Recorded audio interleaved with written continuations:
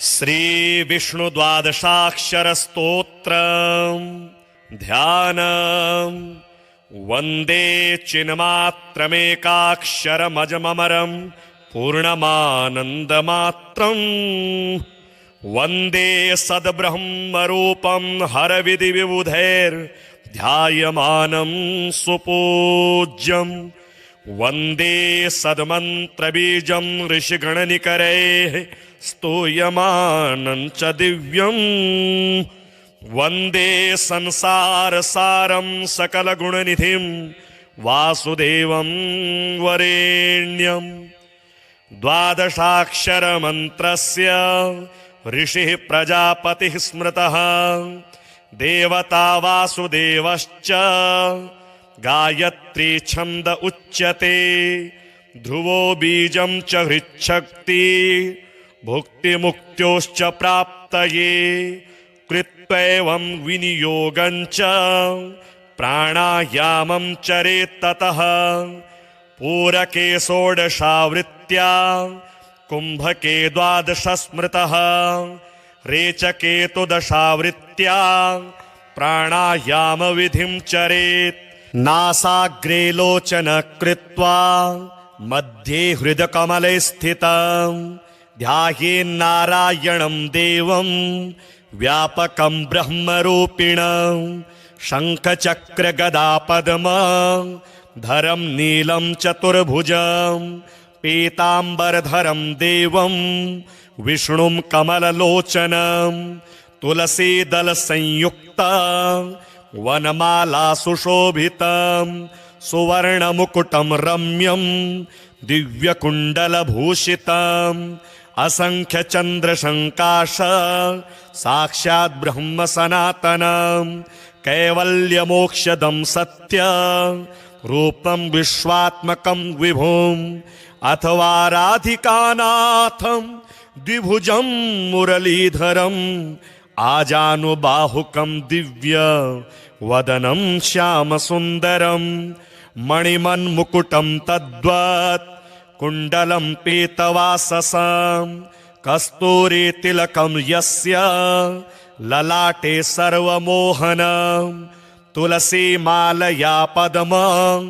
मालया मणिमालया शोभितं शान्तिदं कृष्णं मन्तर्हत्कमले स्थितं ध्यात्वैवं पुरुषं पूर्णं वासुदेवं सनातनं राजमन्त्रजपं कुर्यात् द्वादशाक्षरनामकं जपान्ते श्रद्धया युक्तः पाठं कुर्यात् प्रयत्नतः तं दृष्ट्वा भक्तिसंसक्तो वासुदेवः प्रसीदति ॐ नमो भगवते वासुदेवाय ओंकार मंत्रमय पूज्य सदक्षराय पादत्रयाक्षरमयाय त्रयेश्वराय वेदत्रयाय त्रिगुणात्मत्रिदेवताय तस्मै नमो भगवते परमामृताय नम्याय सर्वजनहृतकमलस्थिताय चाङ्गुष्ठमात्रपुरुषाय विभुत्वगाय ज्योतिर्मयाय तिमिरान्तकनिर्मलाय तस्मै नमो भगवते परमामृताय मोक्षप्रदाय सुखदाय धनप्रदाय ज्ञानप्रदाय सततं परमोज्ज्वलाय ब्रह्मादिदेव निकरैश्च सुपूजिताय तस्मै नमो भगवते परमामृताय भक्तस्य दुःखदलनाय च रक्षकाय धर्मस्य सन्ततमधर्मविनाशकाय नानावतार पृथिवीतलधारणाय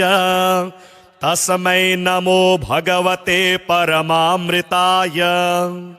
गव्यप्रियाय सकलेप्सितसम्प्रदाय सत्यप्रवृद्धिकरणाय सुमङ्गलाय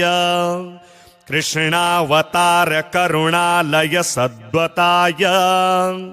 तस्मै नमो भगवते परमामृताय वन्द्याय सर्वजगतां सुरसत्तमाय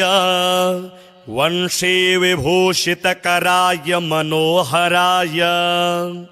नानाप्रपञ्चविलयोदयकारणाय तस्मै नमो भगवते परमामृताय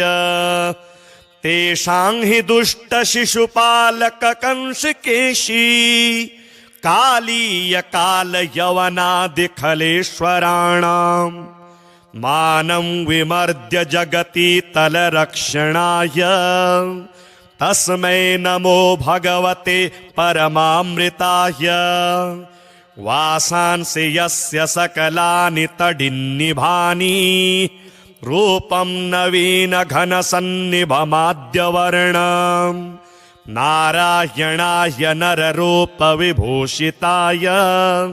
तस्मै नमो भगवते परमामृताय सुन्दोपसुन्ददलनाय सुदर्शनाय वृतपदमनिष्टशुभविग्रहशोभिताय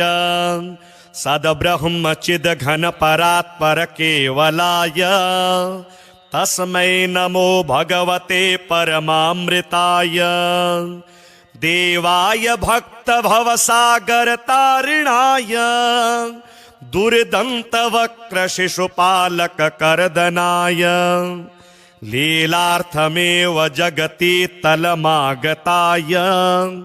तस्मै नमो भगवते परमामृताय वायुस्तथैव वरुणोऽग्निशशाङ्करुद्रा इन्द्राश्विनी सुतकुबेरयमा अजश्वा स्तुन्वन्ति त्यं सततमेव समस्तवेदाः तस्मै नमो भगवते परमामृताय यस्याक्षरस्य निरवध्यनिरञ्जनस्य संसारदुःखरहितस्य सुदुर्लभस्य जानन्ति नैव महिमानमशेषजीवा तस्मै नमो भगवते परमामृताय द्वादशाक्षरनामाख्यं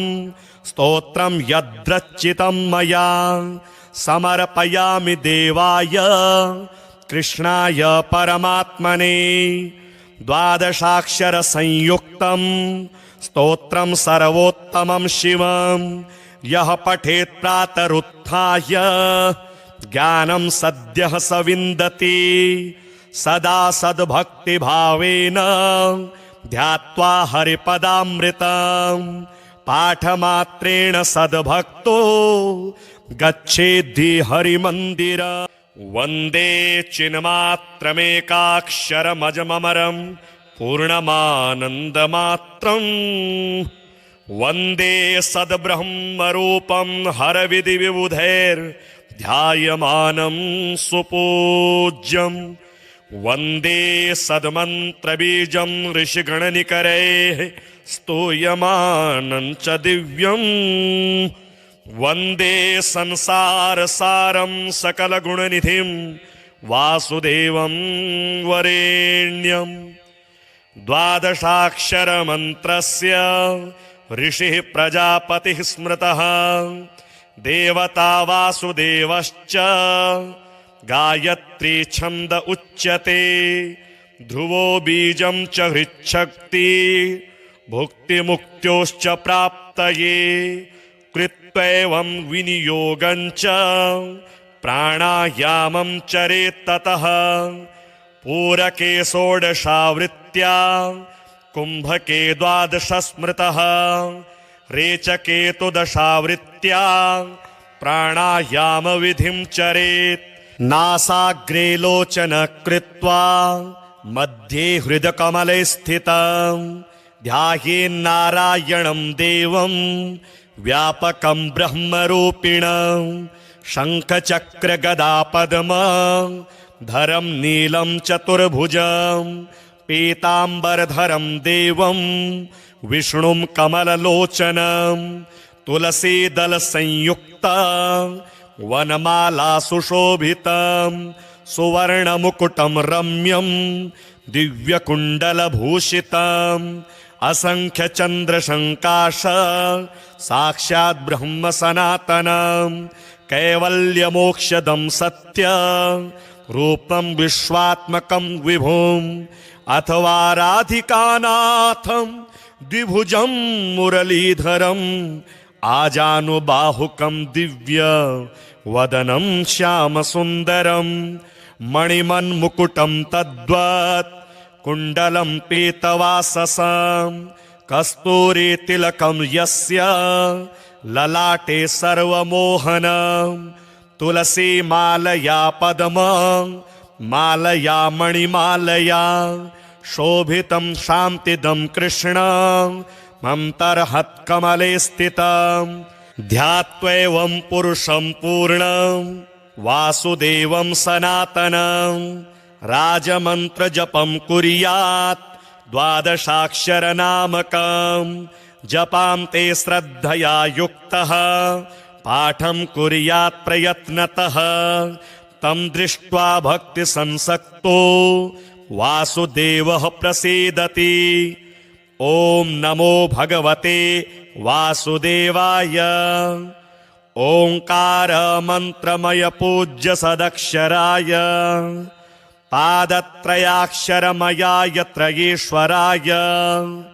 वेदत्रयाय त्रिगुणात्मत्रिदेवताय तस्मै नमो भगवते परमामृताय। नम्याय सर्वजनहृतकमलस्थिताय चाङ्गुष्ठमात्रपुरुषाय विभुत्वगाय ज्योतिर्मयाय तिमिरान्तकनिर्मलाय तस्मै नमो भगवते परमामृताय। मोक्षप्रदाय सुखदाय धनप्रदाय ज्ञानप्रदाय सततं परमोज्ज्वलाय ब्रह्मादिदेव निकरैश्च सुपूजिताय तस्मै नमो भगवते परमामृताय। भक्तस्य दुःखदलनाय च रक्षकाय धर्मस्य सन्ततमधर्मविनाशकाय नानावतार पृथिवीतलधारणाय तस्मै नमो भगवते परमामृताय। गव्यप्रियाय सकलेप्सितसम्प्रदाय सत्यप्रवृद्धिकरणाय सुमङ्गलाय कृष्णावतार करुणालय सद्वताय तस्मै नमो भगवते परमामृताय। वन्द्याय सर्वजगतां सुरसत्तमाय वंशी विभूषितकराय मनोहराय नानाप्रपञ्चविलयोदयकारणाय तस्मै नमो भगवते परमामृताय। तेषां हि दुष्टशिशुपालककंसकेशी कालीयकालयवनादिखलेश्वराणां मानं विमर्द्य जगति तलरक्षणाय तस्मै नमो भगवते परमामृताय। वासांसि यस्य सकलानि तडिन्निभानि रूपं नवीनघनसन्निभमाद्यवर्णं नारायणाय नररूपविभूषिताय तस्मै नमो भगवते परमामृताय। सुन्दोपसुन्ददलनाय सुदर्शनाय वृतपदमनिष्टशुभविग्रहशोभिताय सद्ब्रह्मचिद्घनपरात्परकेवलाय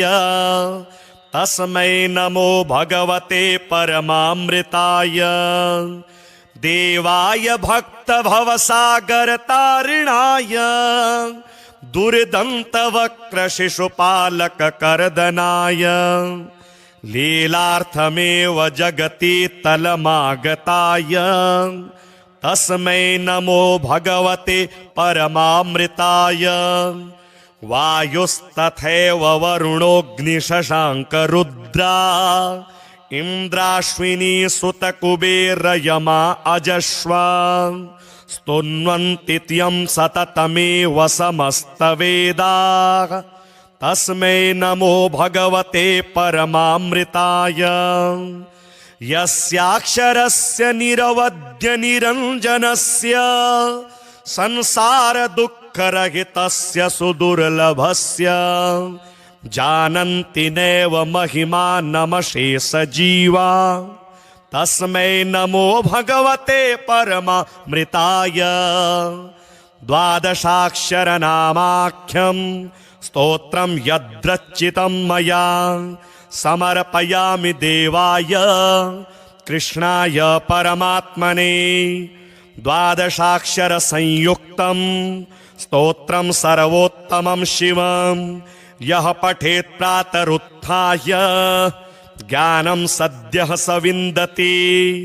सदा सद्भक्तिभावेन ध्यात्वा हरिपदामृतं पाठमात्रेण सद्भक्तो गच्छेद्धि हरिमन्दिरम् वन्दे चिन्मात्रमेकाक्षरमजममरं पूर्णमानन्दमात्रम् वन्दे सद्ब्रह्मरूपं हरविधिविबुधैर्ध्यायमानं सुपूज्यं वन्दे सद्मन्त्रबीजं ऋषिगणनिकरैः स्तूयमानं च दिव्यम्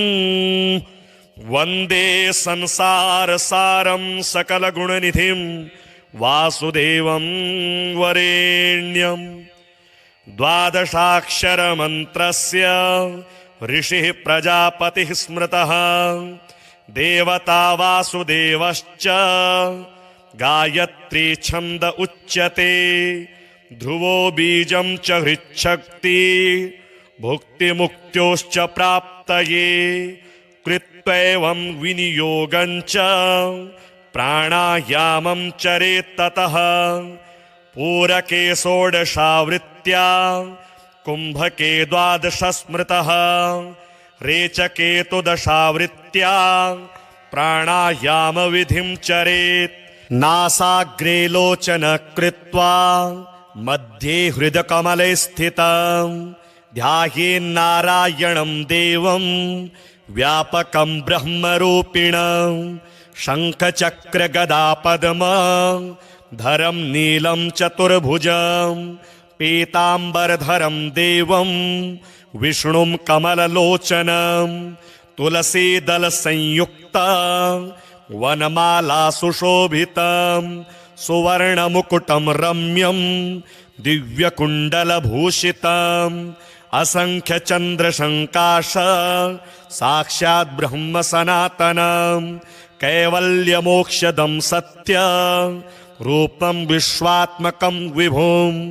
अथवा राधिकानाथं द्विभुजं मुरलीधरम् आजानुबाहुकं दिव्य वदनं श्यामसुन्दरं मणिमन्मुकुटं तद्वत् कुण्डलं पीतवाससं कस्तूरीतिलकं यस्य ललाटे सर्वमोहनं तुलसीमालया पद्मं मालया मणिमालया शोभितं शान्तिदं कृष्णं मन्तर्हत्कमले स्थितं ध्यात्वैवं पुरुषं पूर्णं वासुदेवं सनातनं राजमन्त्रजपं कुर्यात् द्वादशाक्षरनामकं जपान्ते श्रद्धया युक्तः पाठं कुर्यात् प्रयत्नतः तं दृष्ट्वा भक्तिसंसक्तो वासुदेवः प्रसीदति ॐ नमो भगवते वासुदेवाय ओंकार मंत्रमय पूज्य सदक्षराय पादत्रयाक्षरमयाय त्रयेश्वराय वेदत्रयाय त्रिगुणात्मत्रिदेवताय तस्मै नमो भगवते परमामृताय नम्याय सर्वजनहृतकमलस्थिताय चाङ्गुष्ठमात्रपुरुषाय विभुत्वगाय ज्योतिर्मयाय तिमिरान्तकनिर्मलाय तस्मै नमो भगवते परमामृताय मोक्षप्रदाय सुखदाय धनप्रदाय ज्ञानप्रदाय सततं परमोज्ज्वलाय ब्रह्मादिदेवनिकरैश्च सुपूजिताय तस्मै नमो भगवते परमामृताय भक्तस्य दुःखदलनाय च रक्षकाय धर्मस्य सन्ततमधर्मविनाशकाय नानावतार पृथिवीतलधारणाय तस्मै नमो भगवते परमामृताय गव्यप्रियाय सकलेप्सितसम्प्रदाय सत्यप्रवृद्धिकरणाय सुमङ्गलाय कृष्णावतार करुणालय सद्वताय तस्मै नमो भगवते परमामृताय वन्द्याय सर्वजगतां सुरसत्तमाय वंशी विभूषितकराय मनोहराय नानाप्रपञ्चविलयोदयकारणाय तस्मै नमो भगवते परमामृताय तेषां हि दुष्टशिशुपालककंसकेशी कालीयकालयवनादिखलेश्वराणां मानं विमर्द्य जगति तलरक्षणाय तस्मै नमो भगवते परमामृताय वासांसि यस्य सकलानि तडिन्निभानि रूपं नवीनघनसन्निभमाद्यवर्णं नारायणाय नररूपविभूषिताय तस्मै नमो भगवते परमामृताय सुन्दोपसुन्ददलनाय सुदर्शनाय वृतपदमनिष्ठशुभविग्रहशोभिताय सद्ब्रह्मचिद्घनपरात्परकेवलाय तस्मै नमो भगवते परमामृताय देवाय भक्तभवसागरतारिणाय दुर्दन्तवक्रशिशुपालककर्दनाय लीलार्थमेव जगति तलमागताय तस्मै नमो भगवते परमामृताय वायुस्तथैव वरुणोऽग्निशशाङ्करुद्रा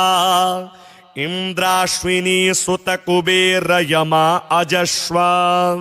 स्तुन्वन्ति त्यं सततमेव समस्तवेदाः तस्मै नमो भगवते परमामृताय यस्याक्षरस्य निरवध्यनिरञ्जनस्य संसारदुःखरहितस्य सुदुर्लभस्य जानन्ति नैव महिमानमशेषजीवा तस्मै नमो भगवते परमामृताय द्वादशाक्षरनामाख्यं स्तोत्रं यद्रचितं मया समर्पयामि देवाय कृष्णाय परमात्मने द्वादशाक्षरसंयुक्तं स्तोत्रं सर्वोत्तमं शिवं यः पठेत् प्रातरुत्थाय ज्ञानं सद्यः स विन्दति सदा सद्भक्तिभावेन ध्यात्वा हरिपदामृतं पाठमात्रेण सद्भक्तो गच्छेद्धि हरिमन्दिरम् वन्दे चिन्मात्रमेकाक्षरमजममरं पूर्णमानन्दमात्रम् वन्दे सद्ब्रह्मरूपं हरविधिविबुधैर्ध्यायमानं सुपूज्यं वन्दे सद्मन्त्रबीजं ऋषिगणनिकरैः स्तूयमानं च दिव्यम् वन्दे संसारसारं सकलगुणनिधिं वासुदेवं वरेण्यं द्वादशाक्षरमन्त्रस्य ऋषिः प्रजापतिः स्मृतः देवता वासुदेवश्च गायत्री छन्द उच्यते ध्रुवो बीजं च हृच्छक्ति भुक्तिमुक्त्योश्च प्राप्तये कृत्वैवं विनियोगं च प्राणायामं चरेत् ततः पूरके षोडशावृत्त्या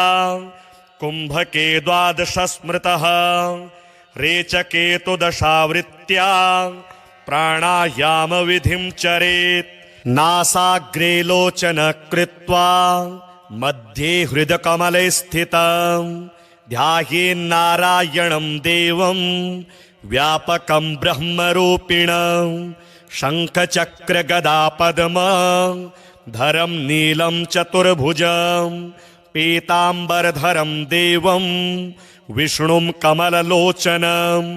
तुलसीदलसंयुक्तं वनमाला सुशोभितं सुवर्णमुकुटं रम्यं दिव्यकुण्डलभूषितं असंख्यचन्द्रशङ्काश साक्षात् ब्रह्म सनातनं कैवल्यमोक्षदं सत्य रूपं विश्वात्मकं विभुम् अथवा राधिकानाथं द्विभुजं मुरलीधरम् आजानुबाहुकं दिव्य वदनं श्यामसुन्दरं मणिमन्मुकुटं तद्वत् कुण्डलं पीतवाससं कस्तूरीतिलकं यस्य ललाटे सर्वमोहनं तुलसीमालया पद्मं मालया मणिमालया शोभितं शान्तिदं कृष्णं मन्तर्हत्कमले स्थितं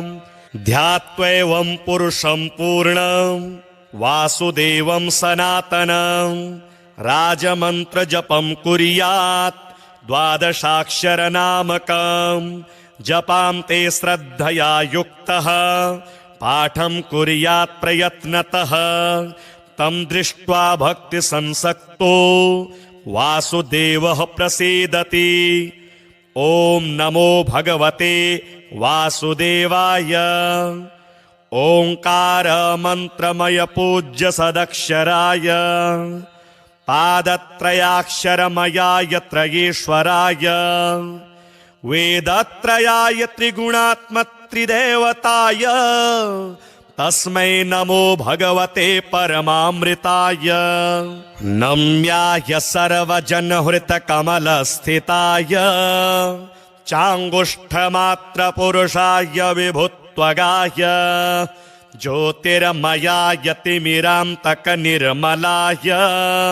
तस्मै नमो भगवते परमामृताय मोक्षप्रदाय सुखदाय धनप्रदाय ज्ञानप्रदाय सततं परमोज्ज्वलाय ब्रह्मादिदेव निकरैश्च सुपूजिताय तस्मै नमो भगवते परमामृताय भक्तस्य दुःखदलनाय च रक्षकाय धर्मस्य सन्ततमधर्मविनाशकाय नानावतार पृथिवीतलधारणाय तस्मै नमो भगवते परमामृताय गव्यप्रियाय सकलेप्सितसम्प्रदाय सत्यप्रवृद्धिकरणाय सुमङ्गलाय कृष्णावतार करुणालय सद्वताय तस्मै नमो भगवते परमामृताय वन्द्याय सर्वजगतां सुरसत्तमाय वंशी विभूषितकराय मनोहराय नानाप्रपञ्चविलयोदयकारणाय तस्मै नमो भगवते परमामृताय तेषां हि दुष्टशिशुपालककंसकेशी कालीयकालयवनादिखलेश्वराणां मानं विमर्द्य जगति तलरक्षणाय तस्मै नमो भगवते परमामृताय वासांसि यस्य सकलानि तडिन्निभानि रूपं नवीनघनसन्निभमाद्यवर्णम् नारायणाय नररूपविभूषिताय तस्मै नमो भगवते परमामृताय सुन्दोपसुन्ददलनाय सुदर्शनाय वृतपदमनिष्टशुभविग्रहशोभिताय सद्ब्रह्मचिद्घनपरात्परकेवलाय तस्मै नमो भगवते परमामृताय देवाय भक्तभवसागरतारिणाय दुर्दन्तवक्रशिशुपालककर्दनाय लीलार्थमेव जगति तलमागताय तस्मै नमो भगवते परमामृताय वायुस्तथैव वरुणोऽग्निशशाङ्करुद्रा इन्द्राश्विनी सुतकुबेरयमा अजश्वा स्तुन्वन्ति त्यं सततमेव समस्तवेदाः तस्मै नमो भगवते परमामृताय यस्याक्षरस्य निरवध्यनिरञ्जनस्य संसारदुःखरहितस्य सुदुर्लभस्य जानन्ति नैव महिमानमशेषजीवा तस्मै नमो भगवते परमामृताय द्वादशाक्षरनामाख्यं स्तोत्रं यद्रचितं मया समर्पयामि देवाय कृष्णाय परमात्मने द्वादशाक्षरसंयुक्तं स्तोत्रं सर्वोत्तमं शिवं यः पठेत् प्रातरुत्थाय ज्ञानं सद्यः स विन्दति सदा सद्भक्तिभावेन ध्यात्वा हरिपदामृतं पाठमात्रेण सद्भक्तो गच्छेद्धि हरिमन्दिरम्।